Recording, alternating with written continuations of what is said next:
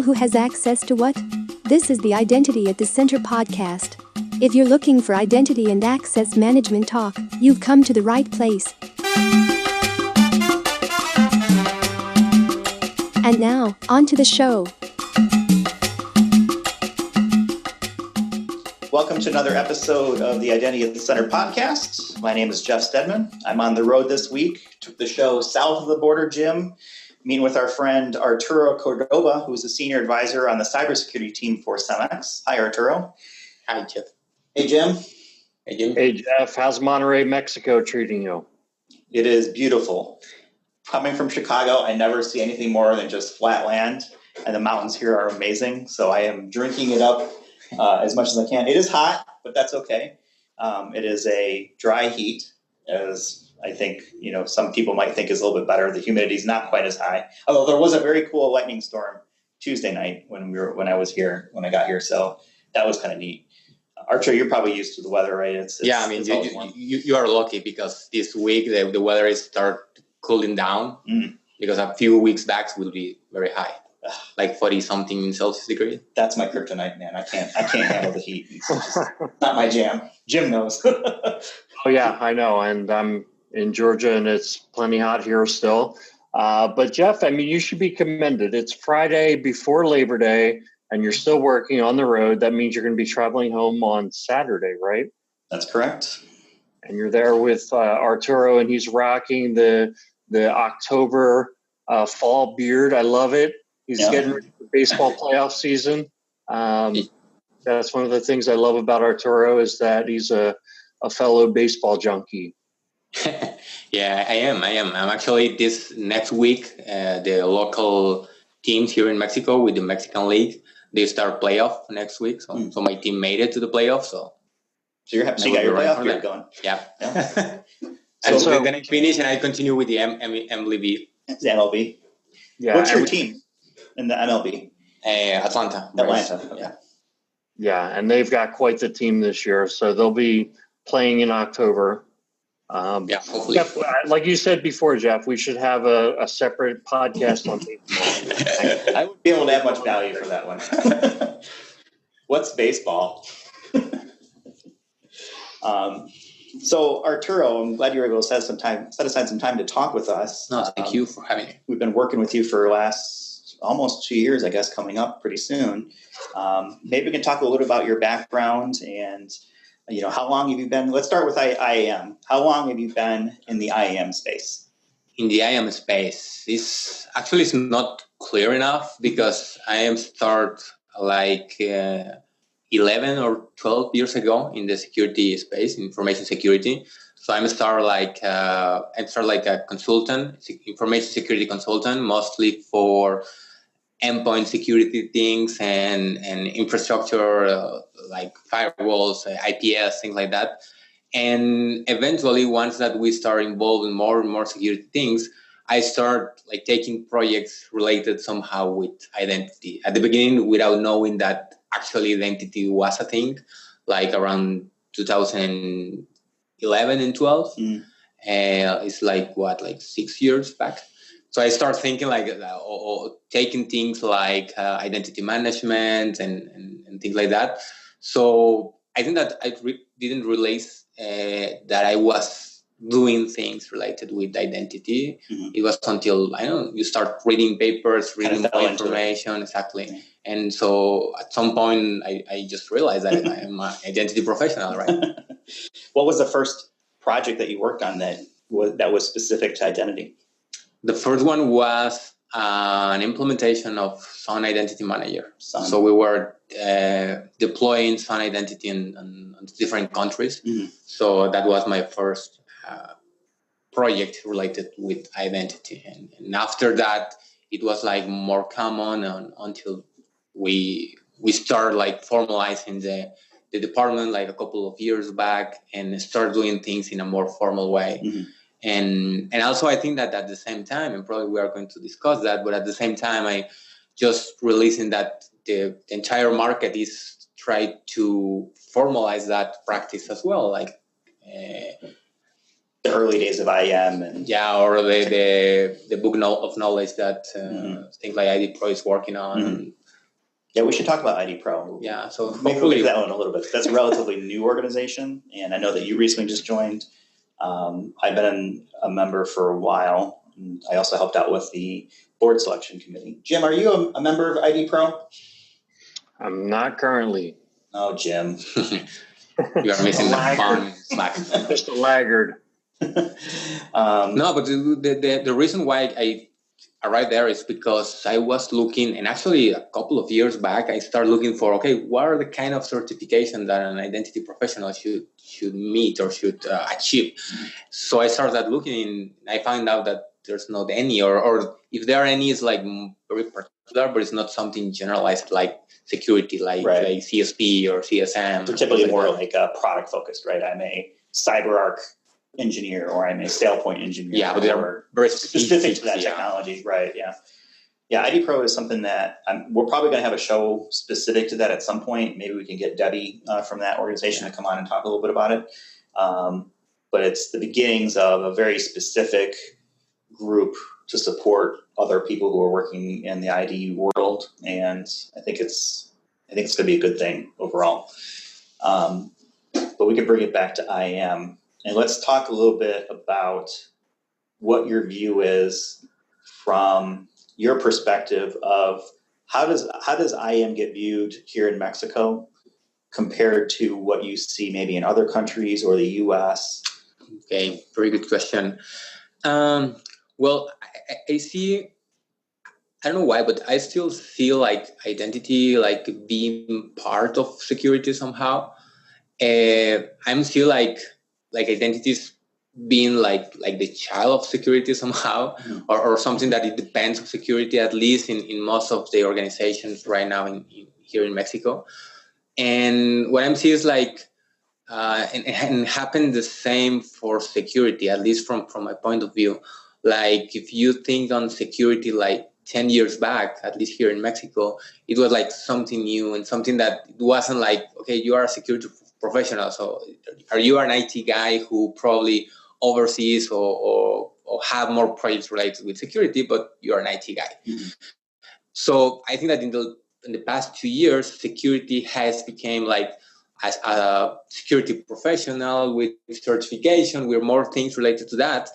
And I think that right now identity is following the same path. So I just few more years after that, but I believe that identity is going to follow or fall in the same path that security. So right now, at least here in Mexico, is like more, I would say, like having or is in the increasing in the last few years. For sure, many of organizations related to the financial sector, like the banks or insurance companies, they do have a lot of regulation in that end, so are the most mature right now. And some other international companies like us, like Cemex, they are doing more things related with security because of the same thing, like the same driver is still compliance. Mm-hmm. But I think that we are very early in the sense of adopting new technologies or actually that the companies have people really dedicated to identity. Specifically to identity. Yeah. Yeah, Arturo. So one of the interesting things I would think is, have you had to go out and hire people with an IAM background, or have you tried to do that? And what was your experience? Were there many people on the market who had the skills that you were looking for, or did you feel like you'd have to bring somebody in and train them either on IAM basics or product specific skills?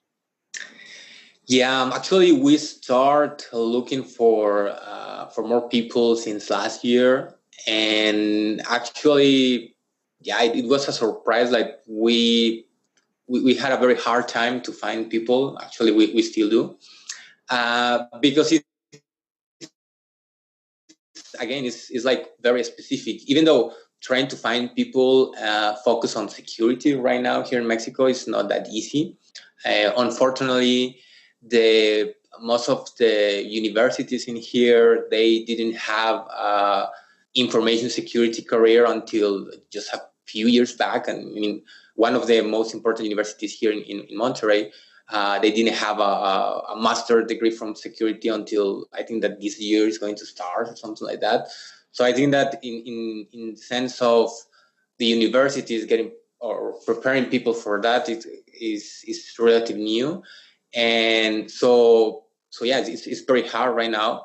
And I have been reading some papers about that or opinion on the internet that they tell you about it is better to train somebody, like pick somebody with certain skills, like people who is more creative, or because that also identity, at least from my perspective, is like yes, it is a cybersecurity mindset somehow, but also is that creativity or that sense of be a problem-solving guy rather than just a person who knows about technology, right? Yeah. And some of the articles about that, they say that it was better like hire somebody and training to be as a IT person and an identity person.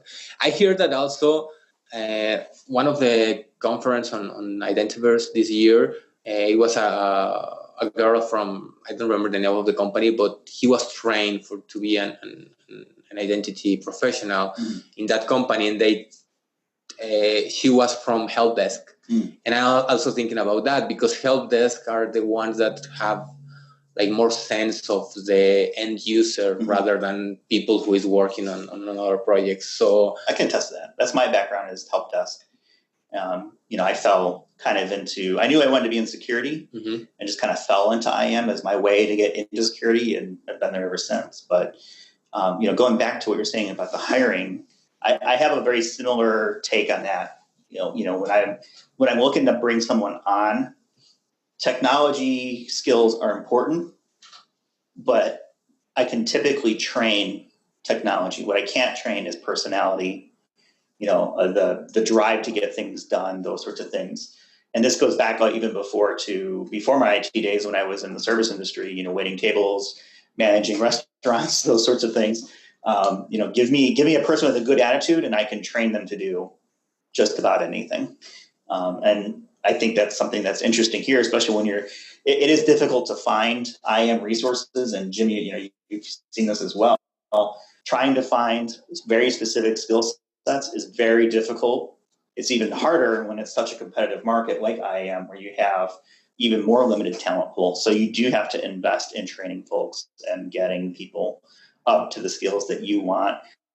But you also have to make it an environment where they want to stay, right, and continue on with that, because you don't want your investment to walk out the door, 2 years later or a year later, because they're not happy with the way things are going. So it is, I think, on companies to invest in their people, make it an environment where they want to stay. Right. In any ways, it's not easy because it's not like, okay, just took the train for, I don't know, from certain technologies. It's not clear the path for the training either. So you have to figure out what is next. So if you need somebody who's going to be the overall IAM architect, you don't want to take somebody who doesn't have IAM experience. You don't want to have to train for too many different elements. I kind of agree with where you're going, where both you guys are going. Skills like intangibles, like creativity and having good customer service focus. I think those are must-haves. But then if you're going to have somebody who's going to be your in a large organization, your number one IAM person, they need to have some relevant background, some relevant skills kind of going into that position. Yeah, you really have to know what your runway is, right? If you've got a long runway, you might be able to invest more time, but most organizations don't, at least at the very beginning, right? They need to get things going. Right. You're starting an IAM program. You don't have too much turnover in your group, right? If you have an IAM team that consists of 10 people, you don't want to be losing 5 of those people every year. You're not going to have much continuity in your program if you do. I'd say one of the things that I've seen, in terms of organizations that are successful in maintaining large IAM groups and having highly skilled people are those that either have multiple locations where they can source people from, or they have a work from home culture. And this is something that I wanted to put back to Arturo is, especially with Mexican companies. The question would be, do you feel like there's a culture where working from home would be acceptable, or having full-time remote employees, or what's it like? Is the culture more driven towards everybody needs to be in the same place? Well, right now, or start shifting into more open to remote office, or having these open spaces into the buildings of the companies. It's something relatively new, and most of the times this is driven because of the problem with transportation in big cities like here in Monterrey. So we are facing right now issues with, I don't know, people moving from one place to another, like 1 hour or more than an hour, like 2 hours drive from home to the office. So it's not, you cannot maintain that lifestyle. So it starts changing that. Most of the consultancy companies do it, and it's fine, it's acceptable. And for some other companies, they are seeing the benefits, like having smallest offices, or reducing the times for moving from one city, from one location to another. But I think that Mexico is moving into that culture, probably a little bit behind you guys, but they are doing some changes on that end. And also in general, the culture, because of the new generation, like millennials right now that are getting to big companies like this, or old companies like Cemex that more than 100 years old. And so the company needs to make this transformation and actually be very open and very attractive for this new talent, because otherwise the new talent will go for the ones that have the more fun stuff into the office, or more flexible in terms of the schedule of the time and things like that. So I think that if the companies are not willing to transform, they will eventually die, or they eventually get in trouble to get people on board, because otherwise they don't have any shot on that. What are some of the challenges that you see as we're working on the IAM program here at Cemex? What are some of the challenges that you see just starting that up and getting it going that you've run into over the last few years? The most challenging in general about identity? Yeah, just about starting up the program. I think that the first thing is that how you communicate that identity is actually a thing. I mean, and it's important. Yes. Yeah. So what are you talking about? So are you talking about security, IT, data, or most of the time it really helps using trend topics like security most of the times, compliance for sure will help. But it has been like a process, a processing where you need to actually communicate along with the conversation around security, because at least we are part of the security team here. So it is like the conversation driving in the security side, but also saying that, okay, this is something new and something that is not only about security, but it's also about compliance. It is also about user experience. It's about all the other benefits that you have along with those. And passing the message, like, okay, this is something beneficial, and how a program as a whole will help you on that. What are some of the, use cases that the business comes to you for from an IAM perspective? Do you see any differences between this region of the world compared to maybe what you've heard from conferences that we've been to, like Identiverse, or Gartner, or Black Hat? Are they very similar use cases, onboarding, offboarding, or are there other things that might be? Yeah, I think that they are similar, and this is something that really what's the word? Like, it made me happy because I'm not alone in this. Right. So weird. Yeah, because at the beginning I was still saying that probably these use cases are very particular for us as a region, or as a company, because we have locations in more than 35 countries. So I thought that it was based on the type of company probably, but I realized, knowing more peers in the security and identity space, that the challenges are the same, and they are struggling with MFA deployment. They are struggling with the automation of certain technologies. So they are, having a bad time with one particular vendor, things like that, right? So, and they are the same. So actually, sometimes this kind of conference, I like a shoulder to cry, right? Right. Along with your peers, Right. it's fun, but at the same time, it's like, okay, so we are not alone on that road, and we can share experience and share tips about that. But yeah, most of the cases, and for instance, based on region and things like that, we just recently finished a worldwide deployment for multi-factor authentication, and we had certain challenge for different countries and regions because not all the people like for example, in Mexico or in the US, they are willing to use their phone, even that it's a personal phone for doing MFA. Right. But in some other countries, they are not. So they are saying, like, why should I use my personal phone for something related to work? So there's an expectation that if you're making me use this for work, then you really should be paying for it, or I don't want to do that. Yeah. Yeah, in some other countries, even they have like a very, very strict work council. Yeah. So you have to lead with that as well. So it is different from country to another. Right. Do you notice any difference from an expectation of things like SLA or how long it takes to get things done? Let's maybe take like onboarding, for example.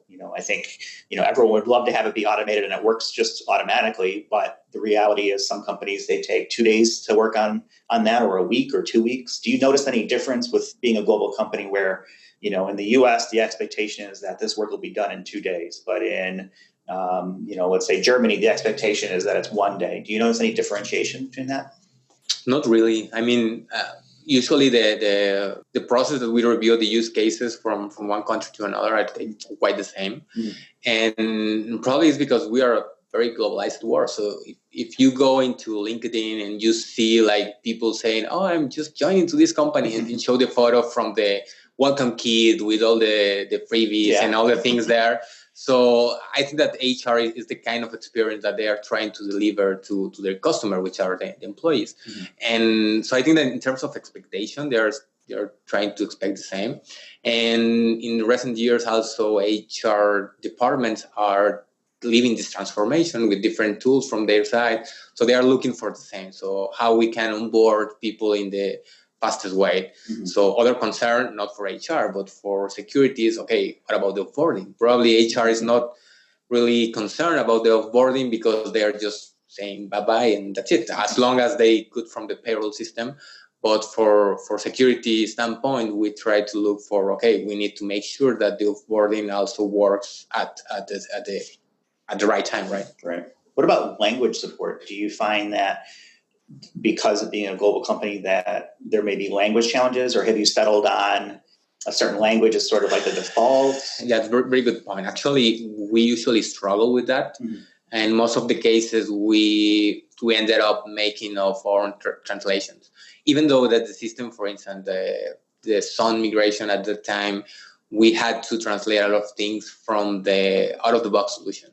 So we usually work with the local IT or HR departments to make that translation. So even that the product come up with French language, the French guy will look and say, this don't make any sense. So they make the change of the translation from the own language of the... And I think that in Spanish happened the same. And also we have Spanish from Spain, from Latin America, from Argentina. So we have that variation as well in some languages. But yeah, this is another challenge as well. And it happened right now the same with cloud technologies, and it's more difficult, the customization there. Do you find it's always a challenge. Do you find a lot of the technologies are more English focused at this point, or are they doing a pretty good job of having better native support for different languages? They are getting better. I mean, they're not the same like 10 years ago, but they're getting better. I think that they are not reaching a point yet in where they have like strong language capability.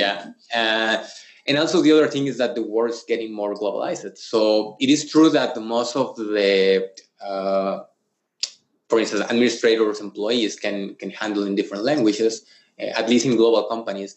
But also that is true is that we have a lot of local workforce which just focus on their own language. Like in France, they will speak French and that's it. Happened the same here in Mexico, right? So yeah, it's something that is needed, and companies are doing better right now, but still a thing in language. Jim, when you're working on different projects, do you see a lot of kind of language things come up? I was sitting here thinking, I was thinking back to the workshops that we held with Arturo and the folks there, and I thought everybody spoke excellent English. I mean, better than I was expecting going into the meetings. But one of the things that we have to remember is that almost every large corporation has, factories or folks in the field, and that's where, linking back to everybody speaks English at least as a second language breaks down, right? And you get to the point where you have to make your systems available in multiple languages. I definitely remember the days, a decade ago with systems like Sun or Oracle, and it wasn't specific to the systems, but it was just, we needed to make all of our solutions available in multiple languages, and most of them had language packs, yet they didn't have, translations for customizations that you put into the system. So if you added some language, you'd have to add it in whatever number of languages you wanted to support and make those language files available. I haven't run into it as much these days. I think a lot of enterprise deployments, companies make the decision to make their systems available in English only. And usually I think the biggest driver of that decision is cost, quite frankly. I think the other thing is that there are more technologies now that are browser-based that will do some automatic translations, and sure, they probably come out funky. I always point back to, I wanted to take my wife and I wanted to go on a vacation to Iceland. We were looking at going there for our honeymoon. And this was 20 years ago, and found an Iceland tourism site, and it was obviously translated from whatever the local language is into English, and it said, don't forget to bring your swimming costumes. And I thought that was hilarious, right? I was like, I don't have a swimming costume. But actually, as we were talking about all this, I was thinking also about, I know that Arturo is at some stage in his privileged access management deployment. Privileged access management deployments, in my experience, often run into a lot of resistance, primarily from the folks that do system administration. Like they're used to, knowing accounts on the servers, and that's kind of a safety net in their mind in terms of they can always get into those systems. Now you want to put something in between, and you want to look over their shoulder. So I'm wondering, Arturo, what has been your experience so far in rolling out privileged access management? And has there been much in the way of resistance? Well, in terms of resistance, I think that for sure PAM is one of them, but I think that in general, any change that may impact the end user, they will require this kind of management of the change. And it's interesting because I have been working with different partners here related with either PAM implementation or single sign-on implementation with Microsoft technology, for instance. And a lot of companies right now, even though they are companies focused on technology or identity security, they are either working with a partner company or like a smaller company or a sister company that is dedicated to organizational change management. So I think that in the last few years, also the technology companies, in this case, related with any kind of deployment that involves the end user, they are adding this important piece of organizational change management. It's something that also here the company has been working in the past 4 years now, and having this department in charge of that. But it's something that, I don't know, like 6 years ago, at least here in Mexico, you don't see that kind of change management. So right now, I think that companies are releasing that it's important and it's something that needs to be added. And yeah, actually, this week that we were reviewing about we are still in the planning phase for PAM, and we include into the deployment and into the whole project that piece, because since the beginning we knew that it's going to be important to manage the change in a better way. So, but what comes to my mind in that when we were reviewing that is like, okay, that's interesting because the companies are including this, but usually they have focus team or even a focused company on only change management. So yeah, it is important, and probably with the help of these companies is where you are getting into more strategies around how you convince your administrator, how you sell internally to your administrator the idea or not idea, but the benefits, because there are benefits there for sure, but it's not always as easy for everybody to get all the benefits. So this is where change management comes into play, and they really help you to understand what is the benefit on this. It happened the same with MFA. So, okay, what is the benefit of this? I don't get it. So just IT bother me with this accept button that I'm gonna hit for that. But it's a lot of benefit behind that. So it's important that organizational change management take place and say, okay, this is important because of this, and that the security department works with them to pass the message through.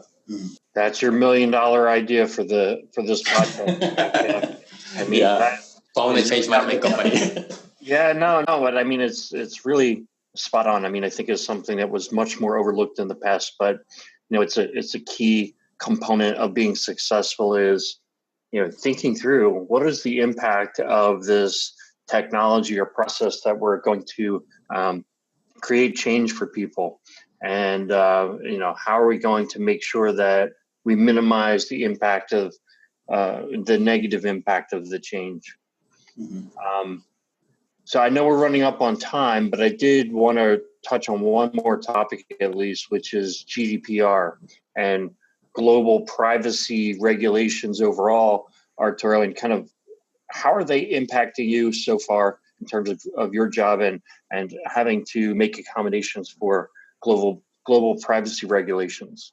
At least here in the company, these kind of topics are handled by the compliance department.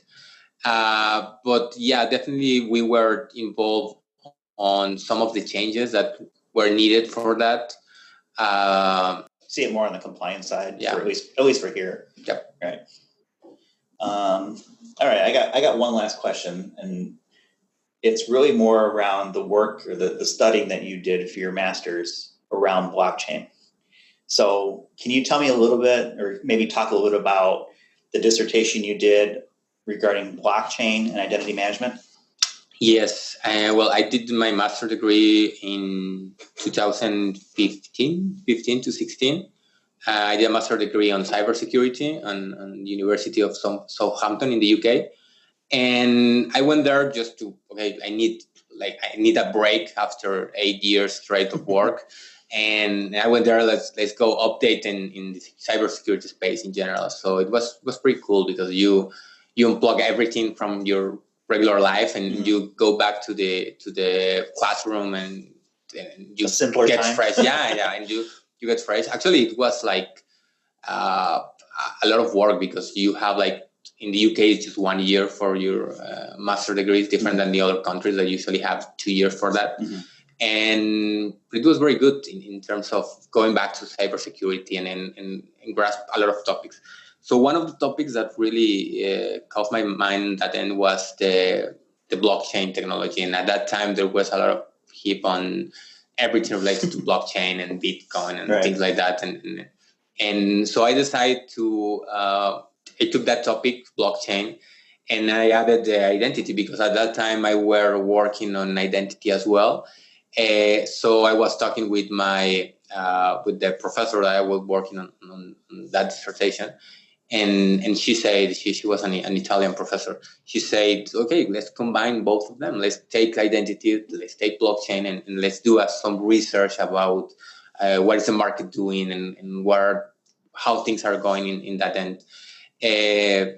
So it was basically, we didn't build something in terms of building a product or something. It was more like a research. Right. Where can blockchain apply? Where would it make sense to use from an identity perspective? Is that the kind of... Yeah, it was taken at general. So general blockchain, what it is, how it works, and then also taking the identity part. So how you can apply blockchain, because you know that blockchain technology, they have different use cases and different implementation ways to implement it. So one of the things was, okay, what about identity? And one of the main topics for that was, okay, what are the issues with the identity systems right now, right? And one of the particular issues that I found is that you have everything in a single location. So most of the hacks related to, for instance, the certificate authority thing, in where they have all the keys in one place. Mm-hmm. So the attacker get into that systems and get to install all the whole keys, right? So you're screwed at that time. So so it's how we can separate that, how we can take advantage of the distributed ledgering, where you perhaps can have like distributed all that information, and at some point, why not the end user or the user can keep all that sensitive information? So if somebody breaks into the main location, there's not any key there. So or things like that. So it's taking blockchain as a distributed ledger to have that spread different systems and don't have it everything in a single location.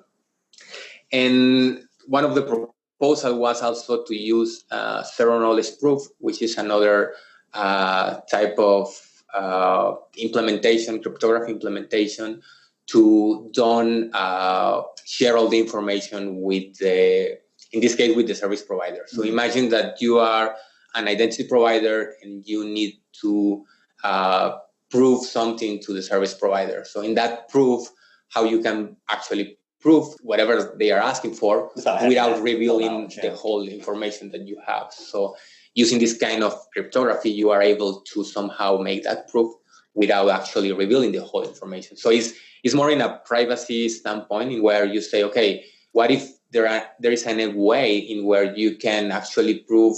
Imagine everything in your personal life that you need to prove to somebody that you are more than 20 years old for buying a beer, or you are I don't know, your title or your certification. Every proof that you need to make, you can make it the proof without revealing any extra or additional information. So it's like a lot of concepts around that are for privacy and for getting back the privacy to the actual user. And this is also a very interesting topic, because right now, as you may know, a lot of hacks related to privacy, right? Or to what are doing companies like Google or Facebook in terms of privacy. They are exploiting that part rather than keep it private. So a lot of conversation around that is also to how we can take back that privacy, how we can take back control over our own things and have that privacy. And these are protocols that help you on that. Unfortunately, at least at that time, 3 years back, they weren't any more efficient protocols for that. So the implementation of that were just in lab, or only with some research doing. IBM was working on that at the time. So yes, I think there are very good technology and a lot of good things going around that.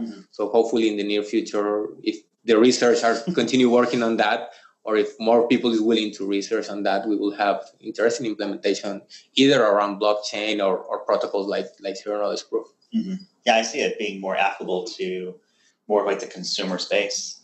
I'm still struggling to find a good application for where it makes sense to use blockchain inside the enterprise.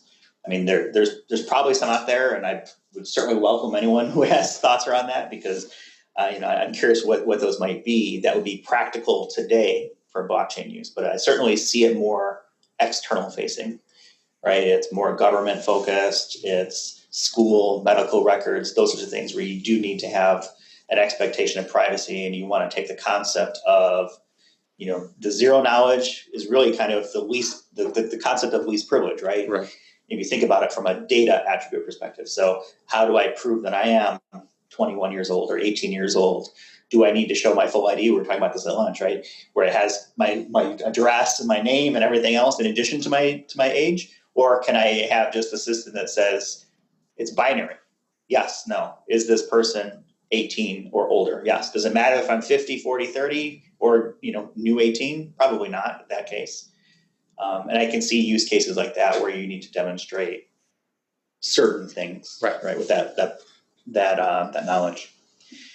Right, but I mean, blockchain is something that we can talk like we could talk an forever entire chapter of the podcast, and we'll probably have to do even that. more. Yeah, have a separate one. So I think that's probably a good place to leave it with the utter confusion that blockchain tends to invoke amongst people. I feel like I've sat through and listened to so many blockchain things that I probably know it, and I still feel like I don't know it. Yeah, it's a lot of conversation. Yeah, one of my colleagues here that he's in charge of the compliance department, and he said that blockchain is only for financial things and related to to have a coin and something in particular like Bitcoin, things like that. And actually, he's true because it is the way that was created, but they are finding some different implementation ways to do it, and that doesn't mean that you cannot do it for something else. But it's the same concept, but applied in a different way. So. It'll adapt and move to something, or it'll spark something new. I mean, that's just the way that technology and innovation works in general, right? No, and in something that really surprised me, once that start studying or researching more about Bitcoin, is that all the technologies involved in the concept of Bitcoin and blockchain were very old ones. I mean, distributed system already exists. Yeah. A lot of concepts, all of them already exist a few years back. It was until somebody put all the pieces together and said, this is the idea. Right. So this is something that is really, really surprised me, and at the same time really give me a lot of hope for the future, because how many applications or how many technology that we already have could end up in some kind of idea like that. So it's interesting. As a professional podcaster, because I'm going to call myself now, that goes back to the creativity that you were talking about earlier, right? It took the creativity of someone to say, hey, what if we combine these pieces in this specific order, in this specific way? And all of a sudden you have this brand new space that, I mean, you put blockchain in your name, and people were throwing money at you left and right. No, and then the other mystery is about the creator. Yeah, who created it, right? Satoshi Nakamoto. So yeah, exactly. Is that's it one person? Cool. Yeah, that's pretty cool. Who knows? Now we're getting into the Illuminati and he said, "This is how the problem is solved," and boom, that's it. This is white paper. Go for it. Jim, do you have anything you want to close out with? No, you guys killed it there. All right. Well, I certainly appreciate the time, Arturo. It's always good to see you. It's always good to see the mountains of Monterey, and look forward to coming back soon. Appreciate the time you've spent with us. And we're going to go ahead and leave it there. For folks who are listening, hope you enjoyed this. And if you like what you heard, like, subscribe, put out a 5-star rating or 8. Tell your friends. Tell Jim's dad if you listened to last week's episode. We're always looking to have different ideas come our way. And if there are things that you want to send to us, you can get a hold of us at questions@identityatthecenter.com. And we'll talk to you on the next one. Thanks all. You guys, boy.